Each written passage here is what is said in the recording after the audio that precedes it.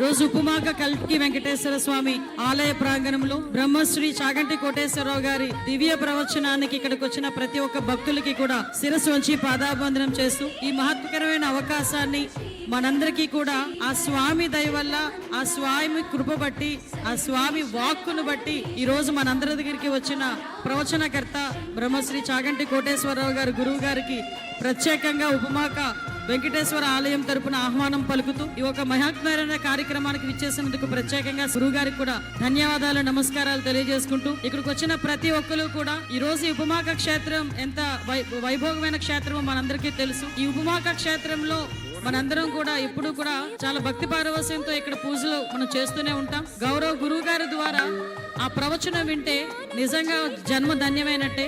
దానికి ఇక్కడికి వచ్చిన మీ అందరికీ కూడా నేను మరొకసారి ధన్యవాదాలు తెలియజేసుకుంటూ ఓం నమో వెంకటేశాయ. ఇక్కడికి వచ్చి దర్శనం చేసుకుంటే ఇక్కడ ఈశ్వరానుగ్రహానికి పాత్రుడైతే వెంకటాచలంలో వెంకటేశ్వర స్వామి వాడు ఇప్పుడొస్తాడా అని ఎదురు చూసేవాడు అవుతాడని గుర్తు. అంత గొప్ప క్షేత్రం. ఇంకా ఇంత గొప్ప క్షేత్రం అయినప్పుడు ఇక్కడ ఉన్నటువంటి విషయాలకి అంత శక్తి ఉంటుంది అని కొత్తగా నేను చెప్పవలసిన అవసరం ఏముంటుంది?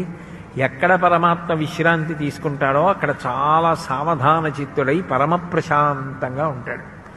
అంత ప్రశాంతతతో ఆయనే ఉండే ప్రదేశం ఇదైతే ఇంకా ఇంతకన్నా సౌభాగ్యవంతమైన కేంద్రం, ఇంత గొప్ప కొండ, ఇంత గొప్ప క్షేత్రం ఎక్కడ లభిస్తాయి?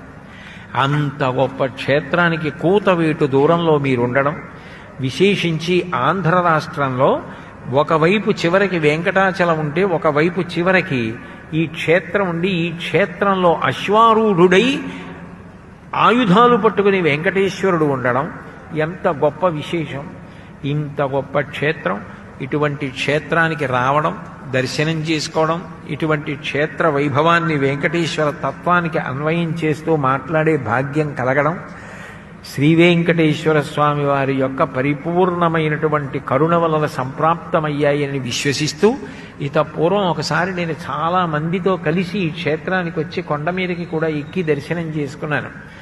మళ్ళీ ఇప్పుడు ఆ తల్లి ప్రేమ, ఆమె ఆహ్వానం మేరకు ఇక్కడికి రావడం, ఇవాళ మళ్ళీ పునర్దర్శనాన్ని పొందడం